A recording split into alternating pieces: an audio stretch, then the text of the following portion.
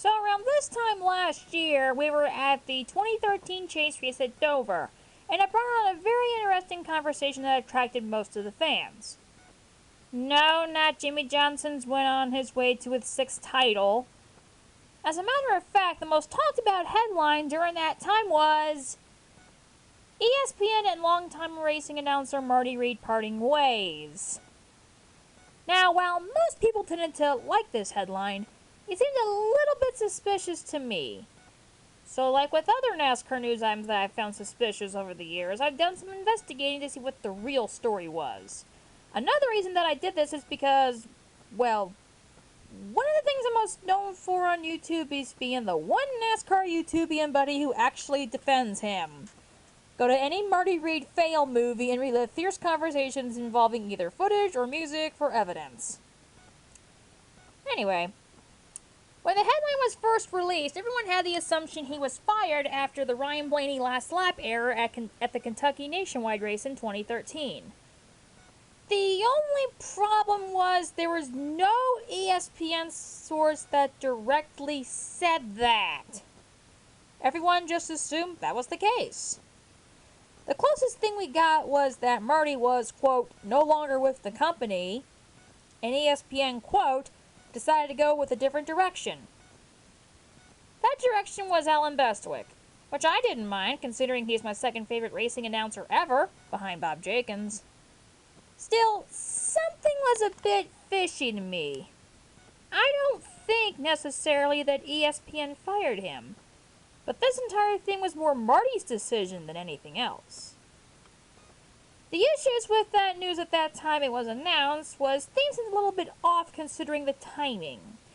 Marty was released over a week after the Blaney error, though you could say that with the remaining races of Nationwide and Spring Cup at that time, being at the same track every week, there's no need for another announcer. However, an article from frontstretch.com revealed that Marty was supposed to cover the Dover Nationwide race, but if you saw that race, you know that Alan Bestwick was the lead announcer instead. In addition, ESPN was to lose its portion of the NASCAR coverage this season after the change was made, so it did seem a bit off. In addition, something seems a bit off considering ESPN announcers in other sports have been called out before for things way worse than this, and have not been released. Remember Bob Greasy, the guy who made the Juan Pablo Montoya taco joke during the college football game? Where's Juan Pablo Montoya?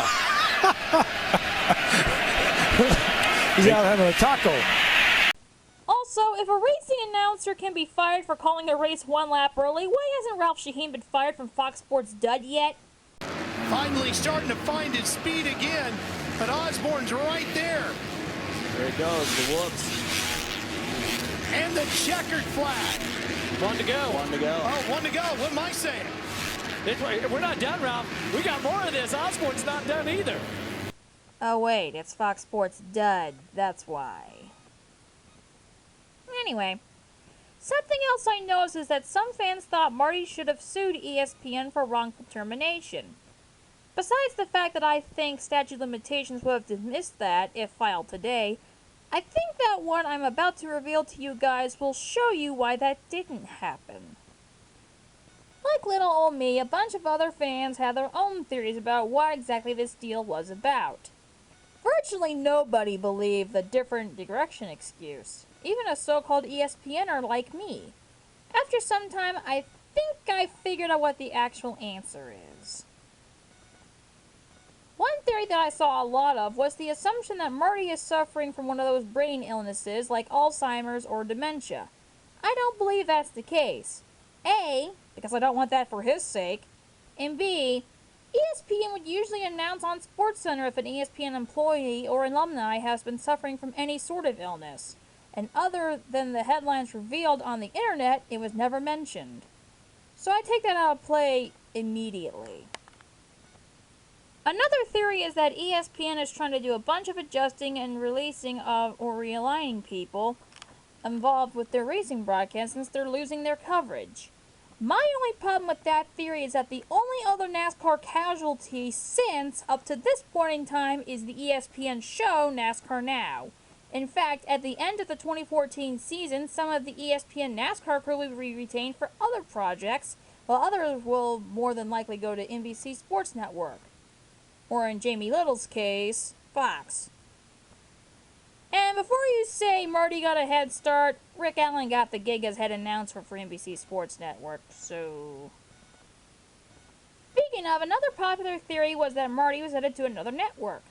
Well, at this point, your only hope for Marty returning is if he's a pit reporter for the NBC group, the nationwide split schedule guy like he was for ESPN, or he replaces Rick Allen as the lead announcer for Fox Sports 1's truck crew. To which I'll laugh in the face of all the Fox fans if that happens. Also, considering it's been a year since he and ESPN parted ways and he hasn't been seen since, perhaps him coming back isn't likely after all. Though we know Bob Varsha wants him back, right, Marty Snyder? Let's go to Marty Reid now with Ryan Hunter-Ray. Marty Reid, excuse me, Marty Snyder. That's all right, Bob Varsha. Yep. That's okay. You can call me another name. Wow. Marty Reid has more on that man. James, excuse me, I did it again. Marty, I apologize. Marty That's all right. Snyder It's on been James kind of Hinchcliffe. Some theories tend to go out there, so I'll level you with one I had. 2 days after Marty and ESPN parted ways, I had planned to upload another one of my questions regarding things that apparently only I noticed. I decided against it because A, it would be coincidental timing and I was afraid of getting weird comments, and B, my assumption that Mike Joy had a man crush on Reineman was not received too well. Don't know why. The question was, is Ricky Craven picking on Marty Reid a bit too much? This movie would be me showing 3 pieces of evidence that I thought that was the case. Craven laughing at Marty's coughing fit in Iowa of 2013. Checking the calendar, we've got drag racing for you. The O'Reilly Auto Parts NHRA Northwest Nationals qualifying at 10 Eastern tonight over on ESPN2. Of course, tomorrow a full... Excuse me, we got Sprint Cup Series at Pocono. Excuse me, we've got...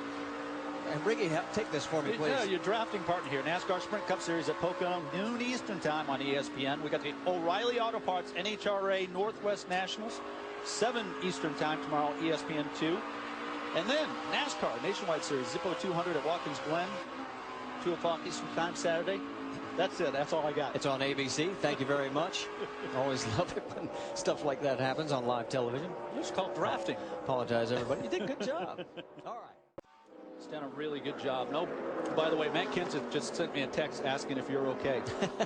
Thank you, Matt. I am doing fine, buddy. We're good.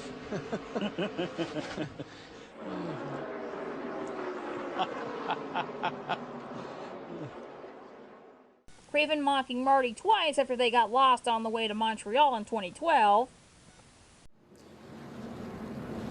Every time they show that aerial view, Marty, I think about how long we were lost yesterday because of your driving.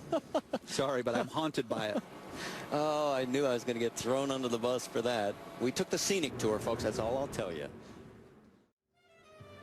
Back here at Montreal, there's a ride for you. I wonder if that's a 3-hour tour. I don't know. It feels a lot like riding with you, or it looks a lot like riding with you yesterday.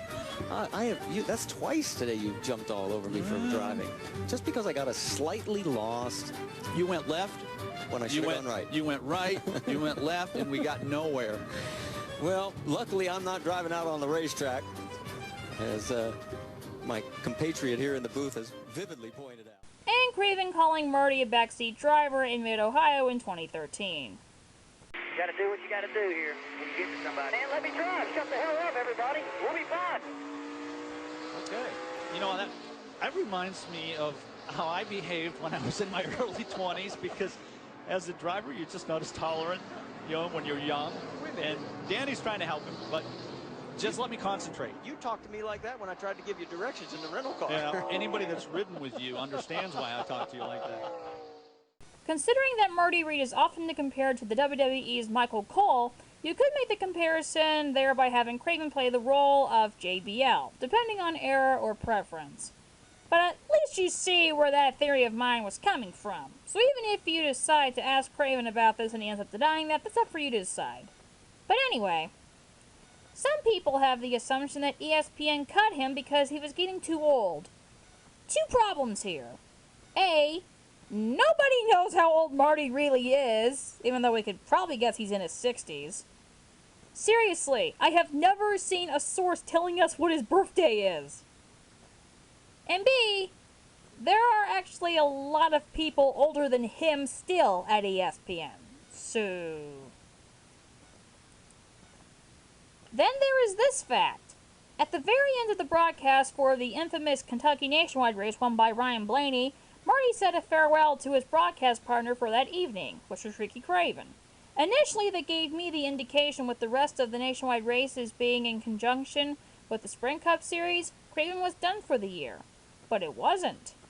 The news of Marty's departure from ESPN caused even more confusion until I saw he was meant to finish the schedule, leaving me to believe ESPN technically didn't fire him.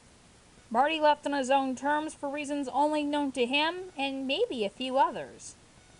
The biggest piece of evidence that came to my attention was an article I found during a Google search called Delco's Reid Excited for Auto Racing. I'll have it in the description for you. A key for this article is the highlighted sentence on the screen. Some people had the assumption that Marty seemed worn out in later years. Perhaps this and other factors had Marty considering retirement, and the Kentucky race convinced him to retire after that race, but in a quiet fashion. Perhaps all this time ESPN was saying it was going in a different direction was a cover for them saying, it was his decision, go ask him. Perhaps respecting his decision.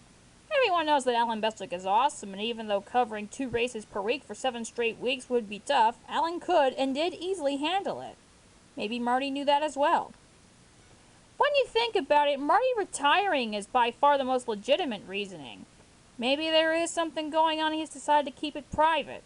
In addition, I doubt he's had fun with racing broadcast over the last few years. One thing a lot of people remember Marty for is his farewell for Dan Weldon. An article I found by Press Dog revealed that Marty still gets emotional when talking about that horrible Las Vegas event in 2011.